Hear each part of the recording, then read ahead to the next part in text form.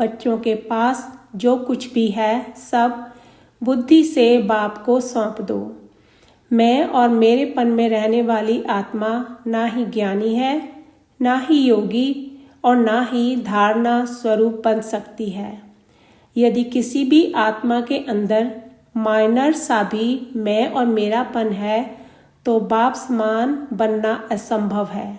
इसलिए बच्चे, मैं और मेरा इसका त्याग करो। सूक्ष्म रीति स्वयं की चेकिंग करो और चेंज करते जाओ। निमित्त बन कर्म व्यवहार में आओ, तब ही आप कर्म के प्रभाव से बचे रह सकते हो। जब भी किसी तरह की जिम्मेवारी स्वयं की समझते हो तो आप उसमें फंस जाते हो। यदि उस कार्य की जिम्मेवारी कोई और संभाल ले तो आप हल्के रह अन्य कार्य कर सकते हो। और यहाँ तो स्वयं भगवान बाप बन आप बच्चों की जिम्मेदारी उठाने आ गया। फिर आपका कर्तव्य केवल बाप के कार्य में सहयोगी बनना ही है। और इतने बड़े कार्य में सहयोगी केवल ज्ञान स्वरूप, योग स्वरूप और धारणा स्वरूप आत्मा ही बन सकती है।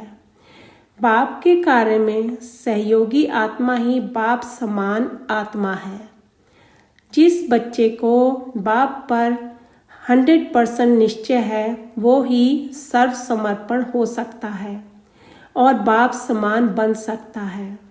देखो बच्चे, इस समय बाप केवल आप बच्चों के कल्याण के लिए ही आपको पढ़ाने आया है। बस आप बाप पर निश्चय रखो। देखो, भक्ति में भी गायन है कि भगवान के घर देर है अंधेर नहीं। जिस पर भगवान की नज़र है उसका कोई बाल भी बांका नहीं कर सकता। और यहाँ तो स्वयं भगवान आपका अपना बन गया।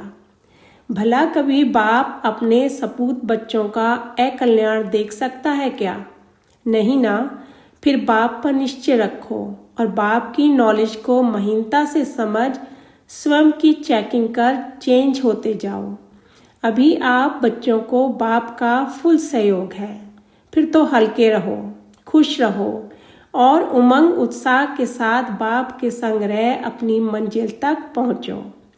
जो बच्चा इस समय बाप पर 100% निश्चय रख सर्व समर्पण हो चल रहा है, उसका हर कार्य समय से पहले होगा और अत्यधिक कल्याणकारी भी।